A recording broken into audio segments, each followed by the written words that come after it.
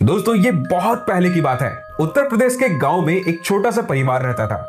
उस परिवार में एक आदमी था, उसकी पत्नी थी और उनकी एक छोटी सी बच्ची थी। नीलावंती जब 5 साल की हुई तो उसकी माँ गुजर गई। नीलावंती की माँ की मृत्यु के बाद उसके पिता ने उस गांव को छोड़ दिया और नीलावंती को लेकर किसी दूसरे गांव में चले गए। नीलावंती के पिता को वेदों का काफी अच्छा ज्ञान था, इसलिए नीलावंती अपने पिता से वेदों का ज्ञान भी लिया करती थी। दोस्तों नीलावंती के अंदर बहुत बड़ी खासियत थी कि वह पेड़ पौधों और कई तरह के जानवरों की भाषा समझती और बोलती भी थी। यहाँ तक कि उसके सपने में शैतान भी आते थे और जमीन के नीचे गड़े हुए धन दौलत के बारे में जानकारी देते थे। लेकिन नीलावंती के अंदर उसके पिता के द्वारा दिए गए अच्छे संस्कार थे। इस वजह से नीलावंती को अगर पता भी चले कि इस जगह पर खजाना है तो वह कभी भी उसे खोद कर नहीं निकालती थी।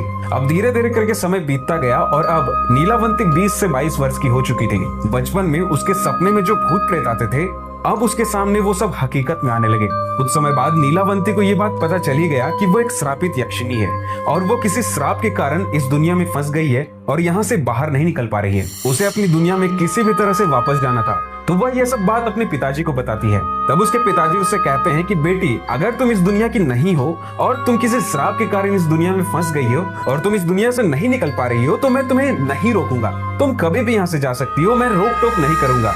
नीलावंती जब उस गांव को छोड़कर जा रही थी तब उसे रास्ते में एक व्यापारी मिलता है।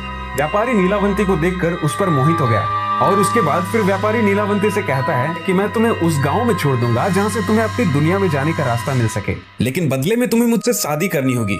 नीलावंती ने व्यापारी से मुस्कुराते हुए कहा कि मैं तुमसे शादी तो कर लूंगी, लेकिन मेरी एक शर्त है कि रात के समय में मैं कहाँ जाती हूँ, क्या करती हूँ, इसके बारे में तुम कभी नहीं पूछोगे। व्यापारी ने कहा कि ठीक है, मुझे मंजूर है। उसके बाद व्यापारी नीलावंती को अपने बैलगाड़ी में बैठाकर उस गाँव में ले गया। फिर उसी शर्त के अनुसार नीलावंती ने उस व्यापारी से शादी भी कर ली।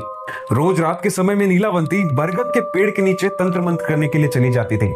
एक दिन रात के समय में जब नीलावंती उस बरगद के पेड़ के नीचे तंत्र मंत्र कर ही रही थी, उसी समय उस गांव के लोग वहां पहुंच जाते हैं और नीलावंती को कई सारे पशु पक्षियों की बलि देते हुए देख लेते हैं और उस व्यापारी को जाकर सारी घटनाएं बता देते हैं। जब अगले रात को नीलावंती तंत्र साधना के लिए निकलती है तो उसका पीछा करते हुए व्यापारी भी उसके पीछे पीछे चल पड़ता है और नीलावंती को ये सब करते हुए देखकर वो व्यापारी पूरी तरह से दंग रह जाता है और उसे भी आखिरकार पता चल ही जाता है कि ये नीलावंती करती क्या है जंगल में आकर। लेकिन वो जो व्यापारी था वो नीलावंती को कुछ भी नहीं बोला।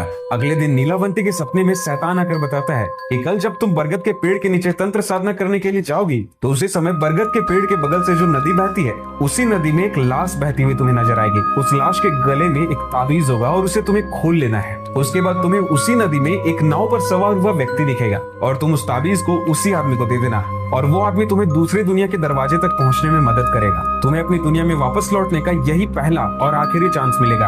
अगले दिन नीलावंती फिर से उस बरगद के पेड़ के नीचे पहुंचकर तंत्र साधना करने लगी। तभी वो देखती है कि बरगद के पेड़ के बगल में जो नदी है उससे एक लाश बहती हुई आ रही है। वह तुरंत ही उस लाश के पास जाकर उसके गले में जो ताबीज थी उसे निकालने की कोशिश करती है। उसी समय वहाँ पर उसका पति यानी कि वो व्यापारी आ गया और वो अपना असली रूप में आ जाता है। असल में जो उसका पति था वो कोई व्यापारी नहीं बल्कि एक शैतान था, बहुत ही भयानक शैतान था। वह व्यापारी अपना असली शैतानी रूप में आ जाता है। नीलावंती ताबीज की पहली गांठ खोल पाई थी और दूसरा खोलने ही वाली थी। तभी वहां पर गांव वाले पहुंच जाते हैं और कहने लगते हैं कि ये दोनों तो शैतान हैं, इन दोनों को मार डालो। गांव वालों ने अपने अपने हथियार लाकर उस शैतान को तो मार दिया, लेकिन नीलावंती बच गई। शैतान होने की वजह से वो दोबारा जिंदा हो गया और नीलावंती के पास जाकर कहता है कि तुम मुझे वो किताब दे दो जिसमें तुमने अपने इन मंत्रों को लिखा है, जिससे कि तुम पशु पक्षी और पेड़ पौधों से बातें करती हो। तब नीलावंती ने सोचा कि अगर यह किताब इस शैतान को मिल गया तो इस दुनिया में अनर्थ हो सकता है। अंत में नीलावंती ने इस किताब को श्रापित कर दिया और कहा कि जो भी व्यक्ति इस किताब को पूरा पढ़ेगा वो मर जाएगा और जो भी व्यक्ति इस किताब को आधा पढ़ेगा वो पागल हो जाएगा। यह कहकर नीलावंती उस किताब को लेकर भाग गई। उसके बाद नीलावंती का आज तक पता नहीं चल पाया कि आखिर वो कहाँ भागी। दोस्तों ऐसा भी माना जाता है कि लास्ट टाइम इस किताब को स्वामी विवेकानंद से रिलेट करके देखा जाता है, क्योंकि दोस्तों स्वामी विवेकानंद ने मरने से पहले इसी किताब को पढ़ा था। हालांकि इस बात में कितनी सच्चाई है ये तो मुझे नहीं पता, लेकिन कई सारे रिपोर्ट्स के अनुसार ऐसा कहा जाता है। दोस्तों ये जो किताब है वो हमारे भारत सरकार के द्वारा बैन कर दी गई है। इसे पढ़ने पर पूरी तरह से रोक लगा दी गई है, क्योंकि कई लोग इस किताब को पढ़कर पागल भी हो रहे थे। हालांकि मैंने इस किताब के बारे में काफी जानकारियां इकट्ठा करने की कोशिश की कि ये किताब कहाँ मिल सकता है। मैंने इंटरनेट में कई जगह पर सर्च किया, बट मुझे कहीं भी इस किताब के बारे में नहीं पता चला कि आज ये किस जगह पर मौजूद है। आज के लिए बस इतना ही, मिलता हूँ मैं आपसे अगले वीडियो में। तब तक के लिए आप बने रहे हमारे साथ। धन्यवाद।